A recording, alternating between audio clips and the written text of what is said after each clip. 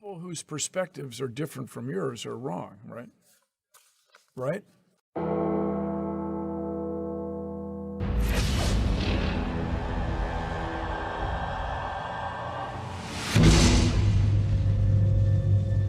This is our infant universe. In a millionth of a millionth of a millionth of a millionth of a millionth of a millionth of a second, it went from a size smaller than an atom to bigger than a galaxy. Whoosh. You can create the entire universe out of nothing.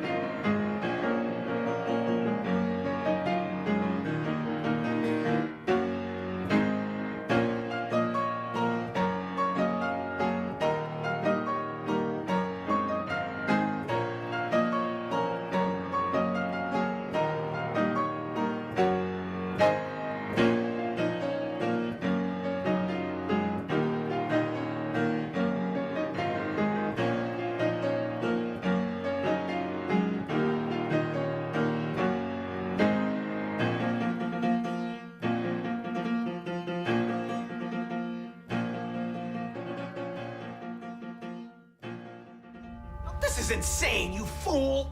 I'm a fool because I have more faith in the saints that wrote the Bible? Yeah, because you just read the words of a bunch of guys that you never met, and you just take it on faith that everything they wrote was true. And what makes you think what your scientists are writing is any more truer than my saints? Because there are volumes of proven data, numbers, figures. There are fossil records. Oh, fossil records. Ah! I didn't even think about the fossil records. I guess I'll concede. Oh, wait, one more thing before I do, Mr. Reynolds. Have you seen these fossil records? Have I? Huh? Have you poured through the data yourself? The numbers, the figures? Well, no. No. Oh, interesting. So let me get this straight, Mr. Reynolds. You get your information from a book written by men you've never met. And you take their words as truth based on a willingness to believe, a desire to accept, a leap of, dare I say it, faith? Come on. Look, I mean, I don't even know how I'm supposed to respond to that. Like, come on. That's a false equivalency. Just answer the question, Mr. Reynolds. Sure. Yeah. Okay.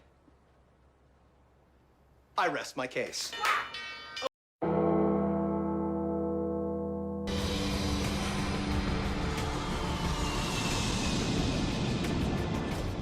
We think we walk on solid ground. But dare to travel inside our planet and we'll discover another world.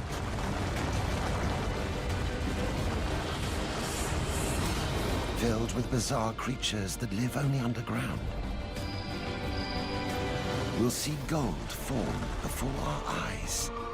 Feel 1200-degree heat inside a volcano. Discover diamonds buried 240 kilometers down.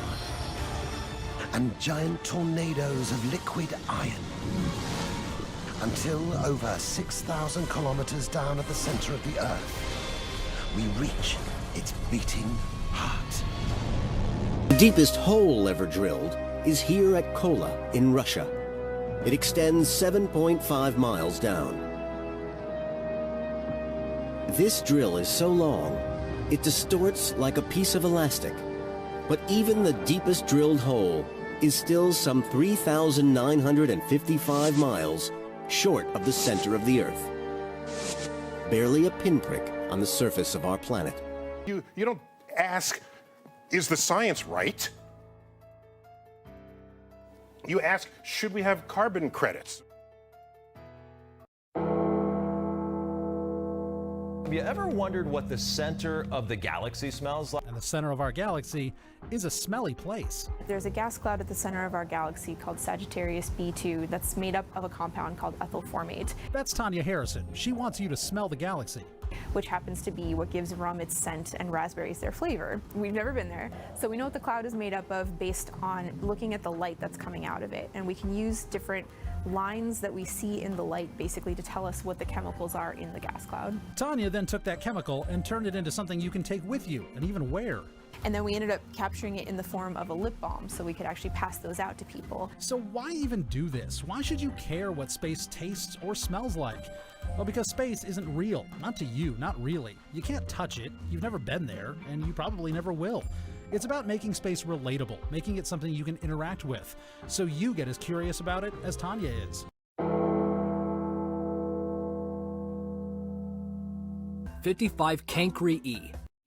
Diamonds are amongst the most precious minerals on Earth. But on the exoplanet 55 Cancri E, it really isn't that precious or rare, as 1/3 of the planet is made from diamonds. If it was formulated into a single gem, it would be larger than Earth. Assuming the principles of economics didn't exist, it would also be worth around $26.9 million at current diamond prices. That's a 1 with 30 zeros behind it. Amongst the super-Earth category of planets, this one is a rather interesting entry, seeing as its mass is predominantly comprised of carbon, which would explain why diamonds exist on this planet. As you may know, diamonds are formed when carbon is introduced to crystalline materials under intense heat pressure. And with a planetary average temperature of 1726 degrees Celsius, it's no surprise why diamonds make up 1/3 of the planet. As it's mostly made up of diamonds, it's truly a sight to behold, as the diamonds give the planet a luminescent blue glow that will surely grab your attention. Scientists don't know anything about anything. 40 years ago, 2 Voyagers began their odyssey into space. After 37 years of inactivity, NASA engineers have managed to fire up the backup thrusters of Voyager 1, humanity's farthest and longest-lived spacecraft. I think none of us knew when we launched 40 years ago that anything would be working for such a wonderful long journey. The Voyager team is now able to use 4 backup thrusters that haven't been used since 1980. The transmitters on the Voyager spacecraft are slightly over 20 watts, about what your refrigerator light bulb would give off. So when the signal crosses that vast distance to us, the strength of the signal is 1/10 trillionth of a billionth of a watt, which is the equivalent of 1 divided by 10 with 21 zeros after it. You can find a scientific paper that says practically anything. That's what we have. When we look up, we see moons, planets, asteroids, pulsars, star clusters, nebulae, stars as big as whole solar systems, and millions of galaxies. You know what we don't see? Black holes. Because no one has ever seen a black hole. Oh, come on!